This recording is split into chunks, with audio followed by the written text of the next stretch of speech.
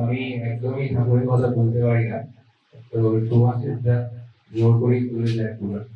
Actually আমি ঠাকুরের জগতে লক্ষ্মী না। আমি 2017 সালের লাস্টের দিকে কলেজ থেকে কলকাতা 68 মন্দিরের পাশ দিয়ে যাচ্ছিলাম। তো ওই 68 মন্দিরের যে দেওয়ালে অনেক পানি লেগে থাকে। তো আমি কৌতূহল নিয়ে অনেকক্ষণ ধরে পানিগুলো পড়লাম। যখন শেষ পানিটা পড়লাম মনে হলো যে একবার ভেতরে ঢোকা দরকার। তো ভেতরে ঢুকলাম, দেখলাম মলয় শিকদার বলে একজন আছেন, আপনারা দেখবেন 68 মন্দিরে ঢুকে ওই কাউন্টারে বসেন। তো ওখানে গিয়ে জাস্ট দাঁড়িয়েছিলাম, কিছু জিজ্ঞাসা করছিলাম কি অন্যান্য লোকেরা আসছে যাচ্ছে তারা কি বলতে দেখছিলাম। তো হঠাৎ করে প্রায় 1 ঘন্টা মতো বসেই আছে। মলয়দাকে তো আপনারা দেখেছেন, যেতে কথা বলে না, কথা একদমই বলে না। আপনি যদি 10টা কথা বলেন আমি 2টো কথা বলি।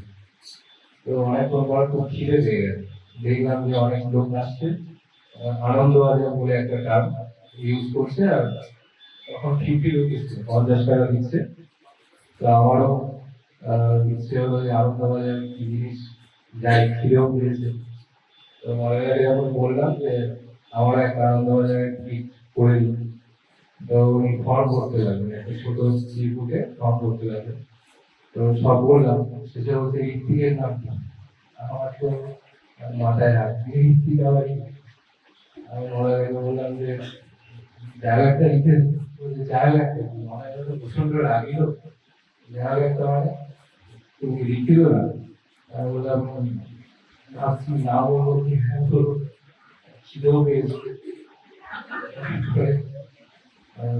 বলতে মলয়দা বললো ঠিক আছে এবারে মধ্যে কনসিডার করছি, তুমি যাও আর শোনো দীক্ষাটা নিয়ে নিও। তারপর বললো তুমি খাওয়া দাওয়া করে এখানে আসো। তো এলাম উপরে 2 তলায় গিয়ে খাওয়া দাওয়া করে মলয়দার কাছে এলাম। তো এমন যথারীতি জাগরণ করলেন, এতটাই সুন্দর জাগরণ মানে আমার মতো না, বিশাল জাগরণ আর কি। আমি যেহেতু রামকৃষ্ণ মিশনে বড় হয়েছি, তো ওখানে আমি আরতি করতাম, ঠাকুর মা স্বামীজির আরতি করতাম। তো আমাদের ব্রাহ্মণ হওয়ার দরকার ছিল না, মানে আমাদের ব্রহ্মচর্য বলে একটা জিনিস আছে, সেটা করেই পুজো করার অধিকার পাওয়া যায়। তো সেরকম আমি কট্টর রামকৃষ্ণ করছি, সেখানে মলয়দা আমাকে জাদু করছেন। তো আমি দেখলাম যে কিছু তো একটা আছে, তাহলে এতটা বিশ্বাস হয়নি।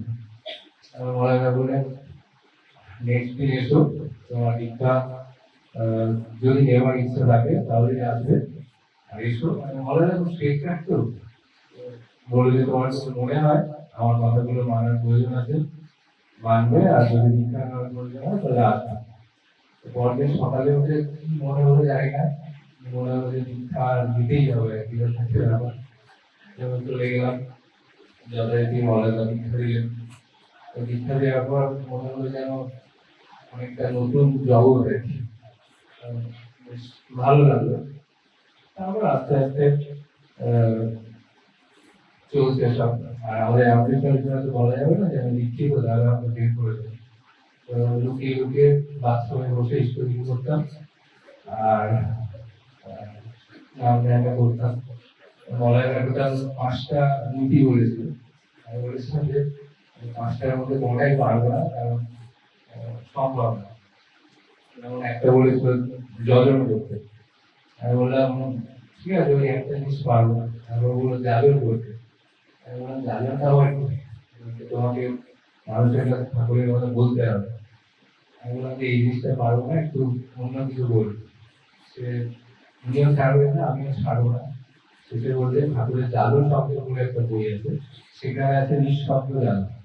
তো তুমি যদি কথা বলতে না পারো তাহলে নিঃশব্দ জাদু বলবে। আমি বললাম সেটা আবার কি? নিঃশব্দ জাদু হচ্ছে তোমার চরিত্রের মধ্যে দিয়ে ঠাকুর ফুটে বেরোবে আর কি। তো বললাম কি কি নিয়ম আছে?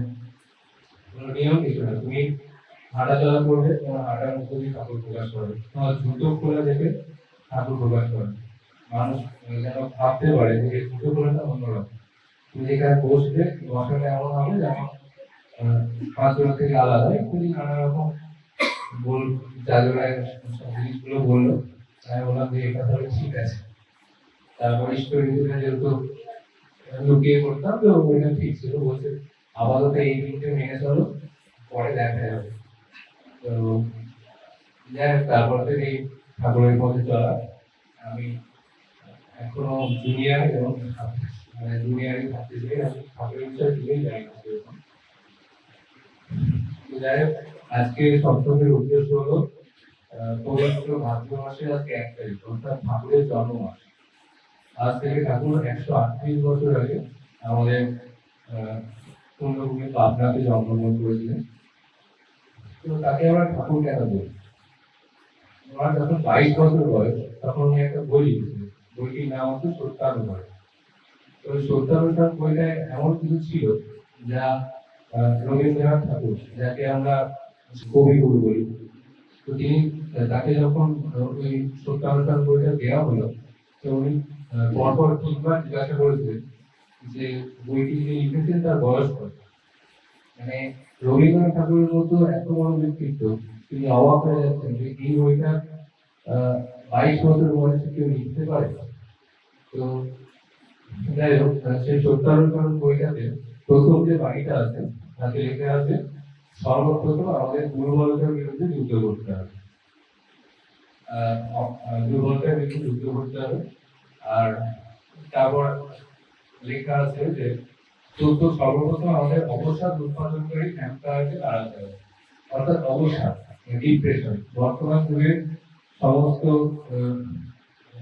আমরা যারা আছি তাদের মেইন একটা দুর্বলতা হচ্ছে ডিপ্রেশন।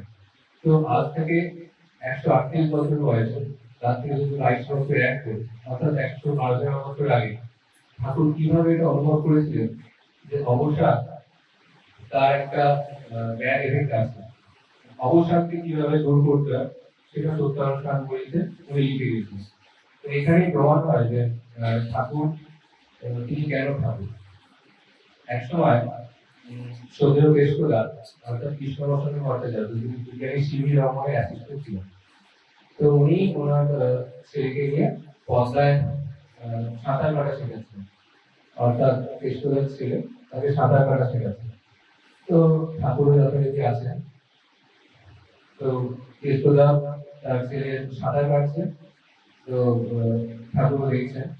তো সাঁতার কাটতে কাটতে অনেকটা দূরে চলে গেছে, আর ফিরে আসতে পারছে না কেষ্টদার ছেলে। তখন কেষ্টদা তড়ি ঘড়ি করে প্রচন্ড দ্রুত বেগে আর কি ঝাঁপ দিয়ে জলের মধ্যে, মানে কোনো জামা কাপড় খোলা কোনো প্রস্তুতি ছাড়াই উনি ঝাঁপ দিয়ে তার ছেলেকে তুলে আনলেন। তখন ঠাকুর বলছে যে আপনি যে ওর জন্য এত কিছু করলেন, তো আপনার ওর কি সম্পর্ক? তখন কেষ্টদা বলছেন যে ও আমার পুত্র, আমি ওর পিতা। তখন ঠাকুর বলছেন যে আপনারা আমাকে কি বলে ডাকেন? তখন কেষ্টদা বলছেন কেন বড় পিতা? বলছে আপনার নিজের একটা জৈবিক সত্তা, সেখানে পিতা পুত্রের সম্পর্ক। আপনার যদি আপনার ছেলের জন্য এত টাকা হয়, তাহলে আমাকে যে আপনারা বড় পিতা বলেন, তো আমার আপনাদের জন্য কতটা টাকা হওয়া উচিত সেটা আপনারা কল্পনা করুন। তো এখান থেকেই বোঝা যায় যে ঠাকুর কি জিনিস, ঠাকুর কেন এসেছিলেন, ঠাকুরত্ব কোথায়। একবার শৈলেন্দ্র নামটা ঠিক মনে পড়ছিলাম, তো উনি ত্রিপুরাতে প্রচারে যাবেন আর কি, জাদুর কার্যে। তো ঠাকুরের কাছে প্রণাম আশীর্বাদ নিতে এসেছেন যে আমি ত্রিপুরাতে যাচ্ছি ঠাকুরের জাদুর কার্যে। তো ঠাকুর অন্য কিছু বলছেন না, বারবার বলছেন আমার মনে একটা ওই বেতুর শাক বলে একটা শাক আছে, যেটা ত্রিপুরাতে তো বিখ্যাত। তো বলছে আমার জন্য ওই শাকটা নিয়ে আসবে। তখন বারবার ওই একই কথা বলছে। তো তখন কেষ্টদা জিজ্ঞাসা করতেন যে আপনি শরীরটাকে দিক নির্দেশনা না দিয়ে, মানে কিভাবে ঠাকুরের কথা বলতে হবে, কিভাবে প্রচার করতে হবে, কোন পয়েন্ট গুলো বলতে হবে, সেইগুলো না বলে আপনি একটা সামান্য শাকের কথা তাকে মনে করাচ্ছেন কেন? এটা কৌতূহল হলো। তো শৈলেন্দ্র যথারীতি বেরিয়ে গেছে। অনেকক্ষণ পরে ঠাকুর বলছেন যে আমি শৈলেন্দ্রকে ওই শাকের কথা বললাম কেন জানো?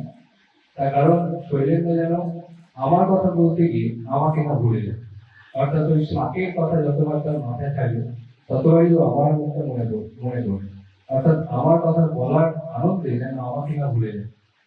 তো এইটুকুই বলবো, আপনারা আশীর্বাদ করবেন যেন ঠাকুরকে ভালোবাসতে পারি, ঠাকুরের কথা মাথায় থাকে। সকলকে জয় করুন। তোমারি রহিব স্বামী, তোমারি রহিব স্বামী, সুখ শয়নে কর্ম জীবনে, সুখ শয়নে কর্ম জীবনে, সকল সময় তুমি ময় হয়ে তোমারে খুঁজিব আমি, তোমারি রহিব স্বামী।